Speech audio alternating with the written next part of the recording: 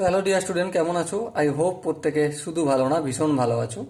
স্ক্রিনের ওপর একটা প্রশ্ন দেখা যাচ্ছে। প্রশ্নটা প্রথমে মন দিয়ে পড়বো, পড়ে নিজের মস্তিষ্কের মস্তিষ্কের মধ্যে কি করব, ছাপিয়ে নেবো বা ভেবে নেবো কি করতে হবে, তারপর অঙ্কটা করব। ওকে, কিন্তু তার আগে চ্যানেলটা সাবস্ক্রাইব করতে হবে। চলো দেখা হচ্ছে অঙ্কটা পড়ে নিই একটু। একটি সরল রৈখিক রাজপথ 50 মিটার উচ্চ একটি অট্টালিকার পাদদেশ পর্যন্ত বিস্তৃত। বেশ, সাপোজ মনে করো এই আমাদের রাজপথ গেছে, ঠিক আছে? কোথা পর্যন্ত গেছে? একটা 50 মিটার উচ্চতা বিশিষ্ট অট্টালিকা। সাপোজ মনে করো এই আমাদের অট্টালিকা, ঠিক আছে? তাহলে এখান থেকে এখান পর্যন্ত ডিস্টেন্সটা কতটা? 50 মিটার লিখে নিলাম।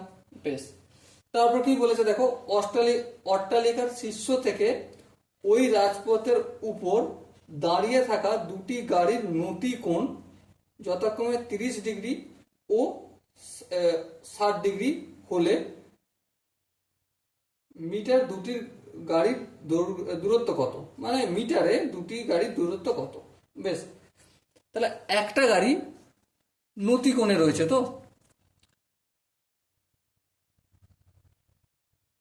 এই একটা ডিস্টেন্স রয়েছে।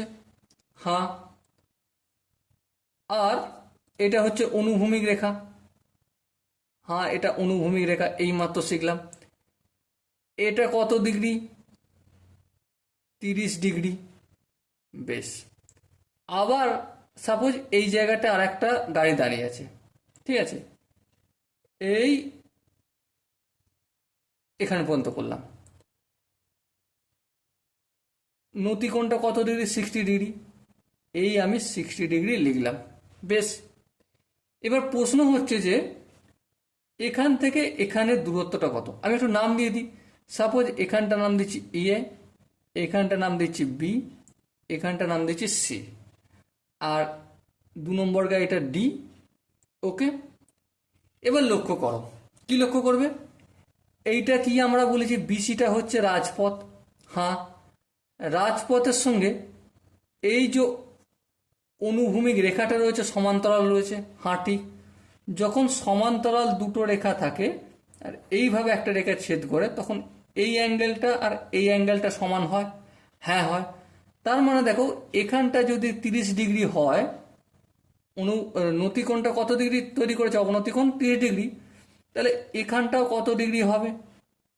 30 ডিগ্রি হবে। হ্যাঁ ঠিক। আবার দেখো, একইভাবে এই অনুভূমিকটা এই রাজপথের সঙ্গে সমান্তরাল। এখানে নতিকোণ যদি 60 ডিগ্রি তৈরি করে, তাহলে এখানেও উন্নতিকোণ কত ডিগ্রি করবে? 60 ডিগ্রি তৈরি করবে। হ্যাঁ ঠিক। এবার একটা কথা বিচার করো, আমাকে দূরত্ব কোনটা তৈরি করতে জানতে হবে। সি আর ডি এর মধ্যে দূরত্ব। সি আর ডি এর দূরত্বকে আমি এক্স ধরে নিলাম। কোনো আপত্তি আছে? না, কোনো আপত্তি নেই। চলো এরপর অঙ্ক করি। দেখো, এখানে একটা ত্রিভুজ আছে A B C. A B C এর এবিসি এর এই যে বিসি আর এবি, এই দুটোর মধ্যে পুরো অঙ্কটা ঘোরাফেরা করছে। আমার তো এই অতিভুজটা নিয়ে কাজ নেই। হ্যাঁ, কাজ নেই। তাহলে এটা যদি কোণ হয়, এই কোণের সাপেক্ষে লম্ব কোণটা? এবিটা লম্ব, আর ভূমি কোণটা? বিসিটা ভূমি। তাহলে লম্ব বাই ভূমি, লম্ব মানে এবি, ভূমি মানে বিসি। লম্ব বাই ভূমি সমান কি? লম্ব ভূমি টেনে ধর, মানে tan 30 ডিগ্রি লিখবো, তাই না? এই ত্রিভুজের সাপেক্ষে এ বি সি, এই ত্রিভুজটার সাপেক্ষে এই কোণটা যদি 30 ডিগ্রি হয়, এর লম্ব হচ্ছে এবি আর ভূমি হচ্ছে বিসি। তাহলে লম্ব বাই ভূমি করলাম। বেশ, এবার বলো এবি এর মান কত? 50 করে দিলাম।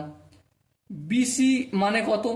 বিসি মানে এই এক্সটা প্লাস বিডিটা, তাই না? তাহলে এক্স প্লাস বিডি লিখলাম ইকুয়াল টু tan 30। tan 30 মান কত?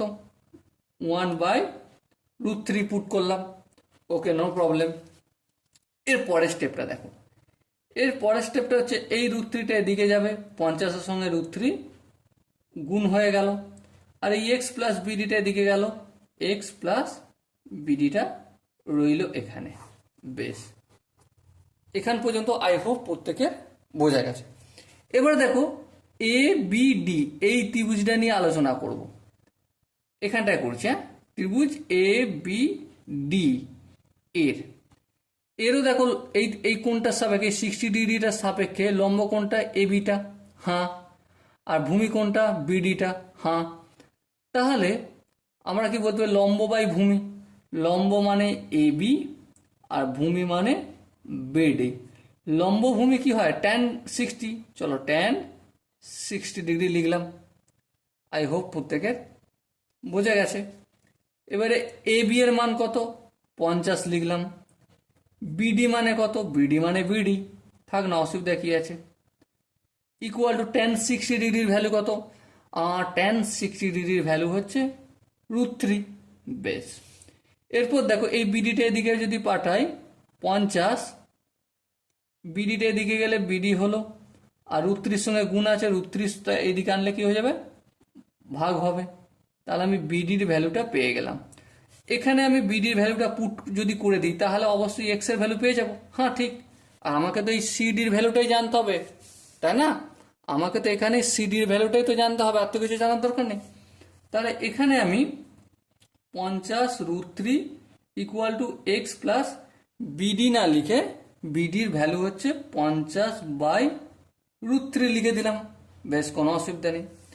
এরপর আমাদের সিম্পল ক্যালকুলেশন বাকি আছে। 50√3 এই প্লাস 50/√3টাকে এদিকে আনলে মাইনাস 50/√3 হয়ে যাবে, ইকুয়াল টু এক্স হয়ে যাবে। এবার দেখো যদি লসাগু টসাগু করি, √3 লসাগু হবে, √3কে যদি 50 × √3 দিয়ে গুণ করি তাহলে 50 × 3 হয়ে যাবে। √3কে √3 দিয়ে গুণ করলে 3, তাই না? মাইনাস √3কে √3 দিয়ে গুণ করলে 1 হয়, 1কে 50 দিয়ে গুণ করলে 50, ইকুয়াল টু এক্স। তার মানে কি দাঁড়ালো, এখানটা দাঁড়ালো 50কে 3 দিয়ে গুণ করে 150, 150 থেকে যদি 50 বিয়োগ করি 100/√3 ইকুয়াল টু এক্স। তাহলে আনসার কত হলো, 100/√3। এবারে দেখো এত মিটার কি সি আর ডি এর মধ্যে ডিস্টেন্সটা হবে। কত মিটার? সি আর ডি এর মধ্যে ডিস্টেন্স হচ্ছে 100/√3 মিটার। So dear student, I hope এই কোশ্চেনটার প্রতিটা স্টেপ বোঝা গেছে।